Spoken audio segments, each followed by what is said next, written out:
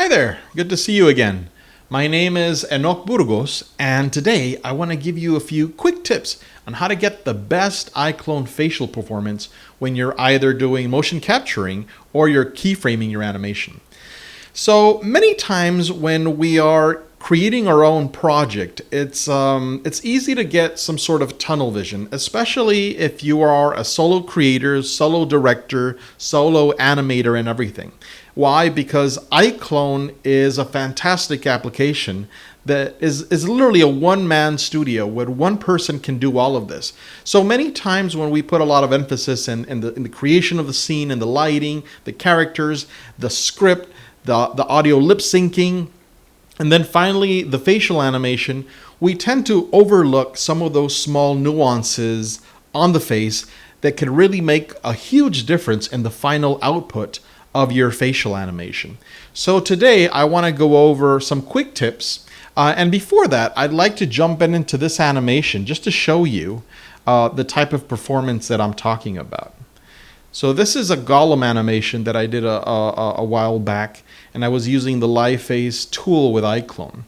You'll notice the intricacies of both the eyeballs, the jittering of the eyeballs, the look where the character is looking, the mouth, the movement of the head. Notice that it's very subtle. I'm not doing very aggressive movements. And this is because of the nature of this character in this scene in particular. So I want to show you how to get the best results when you are creating your animations with iClone. So let me go in here. All right, so some of the common mistakes during facial performance, the first one that I can think of is dead eyes. This happens many times, especially when we are using motion capturing device, let that be an iPhone or a camera, that because we're solo developers and solo creators, we tend to want to get live feedback through the screen of the iPhone or the camera or the screen. So we tend to sort of stare at it, even though we're probably performing and talking, but once in a while we sort of stare because we're trying to get that live feedback. How is the performance going, and am I gesturing properly? And this translates into a stare. Once you have your animation, your character's eyes, the eyeballs are staring at the screen, at the center of the screen, when the character is probably being animated, and that simply does not look natural. So let me explain to you a little what I'm talking about. I created this little graph here, diagram, whatever. So in the center part is what I call the blank stare zone. This is where the eyeballs usually land when we are trying to get that feedback with the iPhone. So my advice is try to forget that you have a recording device on you. Try to forget that you're doing so many things at the same time. So focus on your priority at that moment, which is the performance. Just perform, act your heart out. Go.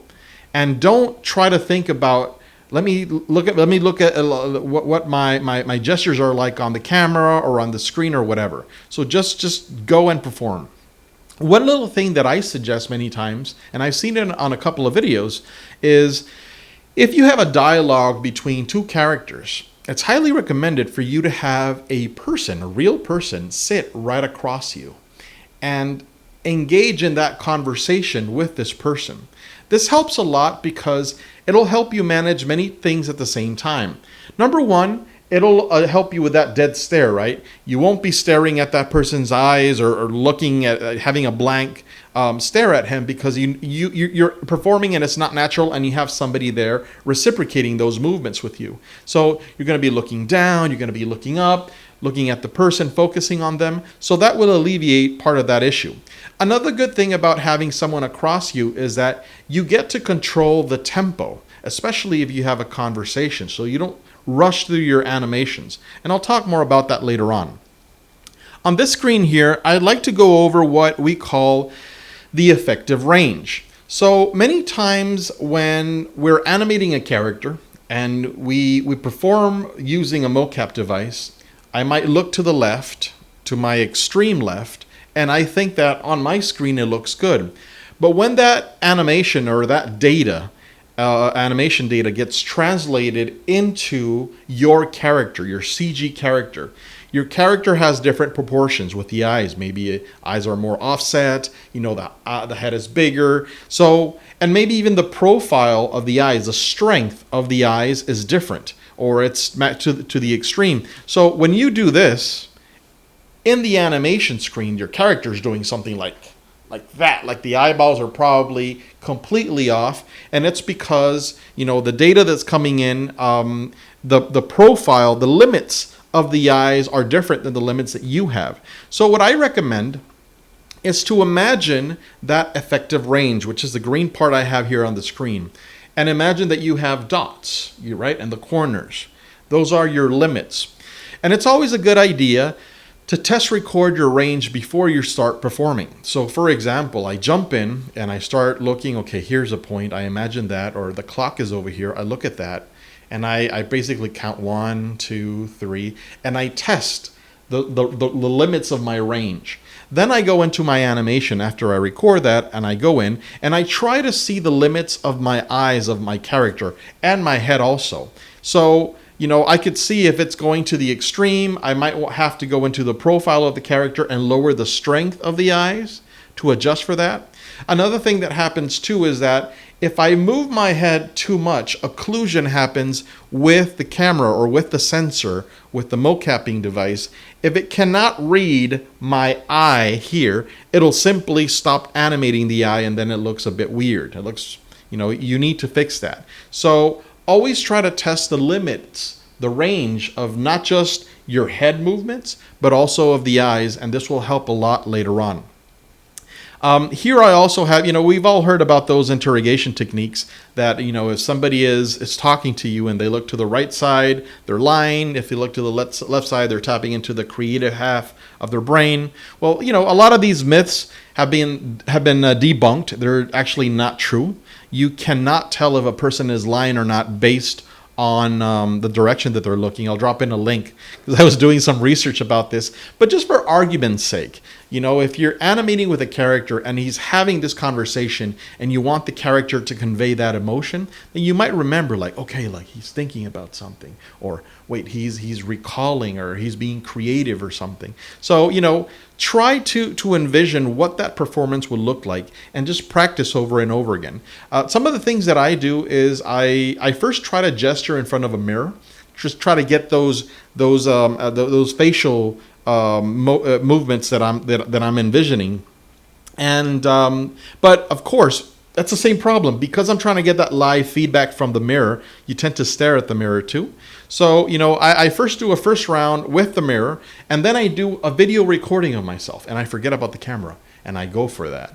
And then I watch myself again, and okay, if I like that performance or not, I decide on what it's going to be at the end. So, just some quick tips for you guys here.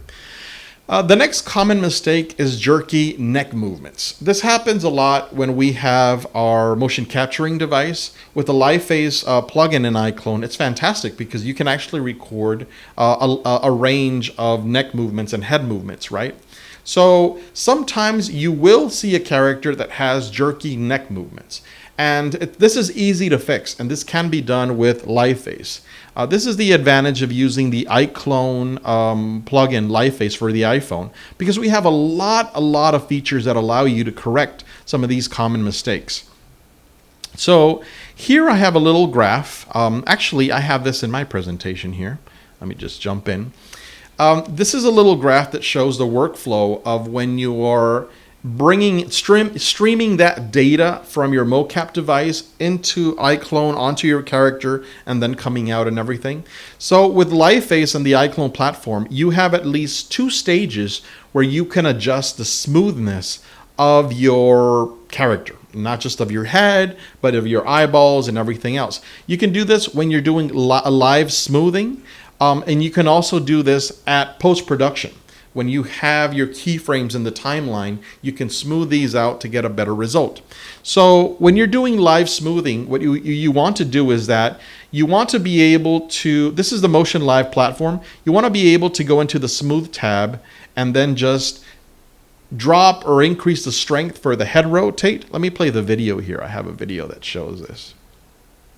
Okay. Full screen. So right now, the live streaming data is transferring from the iPhone directly into iClone. So you want to tap into that stream of data and be able to adjust the strength. For the head rotation, you can do that for muscles. You can do that for the eyeballs. Many times when we're looking around, the eyeballs might look a little jittery, so you can drop that a bit. Again, it all depends on the performance that you're looking for and also on the type of character. It's very important to get into character depending on what you're animating, and I'll get more into that later on. So these are some of the features that the Live Phase plugin for iPhone offer with iClone. And this will really help you adjust the jerky head movements and everything else. The third common mistake is an unconvincing performance, and many times we're all guilty of this. Sometimes our animation is either out of tempo or we're lacking a genuine feel in the performance. So what I tend to do, and I highly recommend this, is to benchmark off of some actors. Many times when I have a character and I'm creating this in Character Creator, I'm already envisioning like who would it be the voice for this guy? Would it be Anthony Hopkins? Would it be Denzel Washington? And depending on that, I might go into some of their best films. And many times I like to go into when they have interviews with talk shows. I don't know, for some reason, they bring, obviously they always carry this charisma with them. And when they're in a talk show, you see them gesturing, you see them, moving their head and their eyes and the way they flirt with the host. And these are great pointers when we want to really capture the essence of that actor and try to emulate some of the performances that they give. So let me go into this animation here with Robbie, this interview, with Robbie Margot Robbie, I'm sorry. She's talking with Chris Pratt here. So I'm going to play this for a couple of seconds and just notice her gesturing, her eye movements, her head movement. You'll see things all over the place, but are there creepy, crawly, poisonous, venomous things all over the place? I mean, kind of. It's not something you concentrate on when you're growing up, but yeah, I mean, there's tons of looking around. I think there's like a large percentage of the poisonous eyes. snakes in the world reside in Australia, and spiders and sharks. So many times when I watch them, I get a lot of ideas on how to best capture that type of performance. Another one that I love, again, is Denzel. Denzel is the epitome of elegance when it comes to an empowering male character. I love to watch this guy in his films. I love that strength in his performance that he brings all the time. And with these interviews, I also like to watch all the small little quirks and details that he has when he speaks. So listen here with Jimmy. Let's talk about something else. Yeah. No, when I was there, I played freshman ball, but he tends to look down a lot. Yeah, my uncle the varsity. Very subtle movements. He was close to getting into the NBA, and then he went to something else. Yeah. But he told the story where he ran into you in the hallway, in like a dorm or something. Okay, so you get the idea. I love to benchmark off of Denzel, especially when I am animating a digital human. And I'll get to that part in a while when we talk about mocap reference samples, okay? Denzel has very subtle and smooth movements, and I love that. And it's a great example to follow when you're trying to animate a digital human and trying to avoid that uncanny valley as much as you can. So the next part is eye darts. Eye darts is very, very important. I have a little tutorial here that I found from the Anim School. I'm going to drop the link inside at the bottom of this video, and you could find this link for this tutorial. You can watch it later on. Basically, what they try to talk about is that just like you have a range, an effective range for head movements and everything, the ones that I told you about the eyes, they recommend when you're doing keyframe animation that there's two ways to do this. You can either have a square, an effective range that's a square for the eyes, up, right, left, right, up, down. You can also do this as a triangle, up, right, and left. And again, that depends on the type of character that you have. So I'm not going to go over this too much. I'm going to drop a link into this tutorial. This is about 4 minutes. It's a wonderful piece of information. So you could watch this later on. The last part that I like to talk about is the mocap references. So just like I had the Golem style, there's two types of characters that are often animated with iClone and created with Character Creator. You can do a stylized character, and you can also do a digital human, right? A digital double. These are a lot more difficult to get right because humans, first of all, our brains are experts in detecting or watching somebody gesture and speak and conveying, capturing that emotion that that person wants to transmit. And our brains really can detect when something is off. When we see a digital human, it tells us this doesn't look right. There's something off about that, and that's the uncanny valley. So we always have to take into consideration the style or the type of character that we're animating. If it's a stylized character like Gollum here, you definitely want to have a little more cartoony movement. You want to be able to create that anticipation and more exaggerated movements, because of course sometimes their proportions are larger than ours. So you want to take advantage of that. But when you're animating a digital human, you want to be careful with those movements, because moving too much or too quick is going to ruin the feeling of that performance. Digital humans, again, are very, very tricky. So if you put in the smooth function, if you take your time with those movements, if you really outline that range, that effective range that you have for your head, for your eyes and everything else, that will give you a much better results when you're animating a digital double. The last thing that I like to remind everyone is that you don't always have to try to capture everything at once on the first try. It's enticing to do that many times. We practice, we got our motions down, we've got our script down, and we know what we're doing, and we jump in. Many times, if you do have that experience, you can get away with getting the right performance in the first couple of takes. But for the rest of us, we need to really step back and be smart about this. Fortunately, LiveFace also has a feature for this, which allows us to layer the animations one on top of the other. So what do I mean? Let me go into the LiveFace page here, and I'm going to go all the way down here to multipass recording. So in multipass, this is a great feature that we have with iClone. With the LiveFace plugin and the Motion Live platform on iClone, because you don't have to have the pressure of getting everything right on the first take. What I tend to do is that I layer my animations on my process. So the first thing that I do is that I record my audio. I get my audio, my script, I record that voice, and I drop it into iClone. iClone has a fantastic system with the Aculips. Aculips has been improved greatly, and now the accuracy and the subtlety of the Visamies and the smoothness that the Visamies are allocated inside the timeline. This really allows you to get a very nice lip syncing with the Aculips features and everything in iClone. So what I do is that I first go into my audio part, I do Aculips, done. Now I want to do facial mocap. So I go into my iPhone and I open the Motion Live panel here. And the beauty of this is that I can delete or I can unmask all the facial features.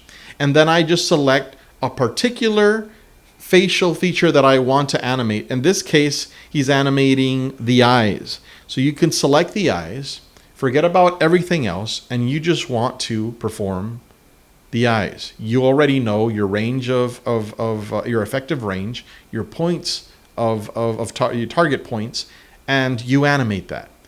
And you press record, right? So the timeline is going to move forward, recording that as a layer, and then you stop. Great. Then you want to rewind the timeline, go to the beginning, unselect or unmask the eyes, and choose another feature. In this example, the chin part here, around the mouth, and you press record, and that'll layer that animation just for that section. A couple of other tricks that I do is that, of course, because I dropped in my audio into my Oculips, I do not record audio with the iPhone. There's a feature here that allows you to lip sync with the iPhone based on the audio. I turned that off. Another good tip is to turn off the auto blink. iClone has a feature that'll blink automatically. Okay, this is like an idle motion. You want to turn that off, because as you are in deep into your performance, you know exactly the blinks that you want to give. You know, if the guy is nervous, if the guy is pensive or something, you want to control that. So I turn off the audio recording from the iPhone, I turn off the auto blinking from the live face in the iPhone, and I do this manually. And as I mentioned, I do this in layers. I do the Oculips, then I do the eyeballs if you want to do that. I might do the eyebrows and everything else, and you just layer things. And that takes off a lot of pressure of trying to get everything right on the first try. Okay? So yeah, those are the tips that I've got for you guys. As I mentioned, it's really easy to get carried away with iClone and forget about these little suggestions. That these are a lot of these things are common sense, and we all know this. It's just that once in a while we need that reminder, and that's why I made this video. So anyways, I hope you find some benefit out of this. And yeah, we look forward to seeing more of your animations online. Have a great day. Cheers.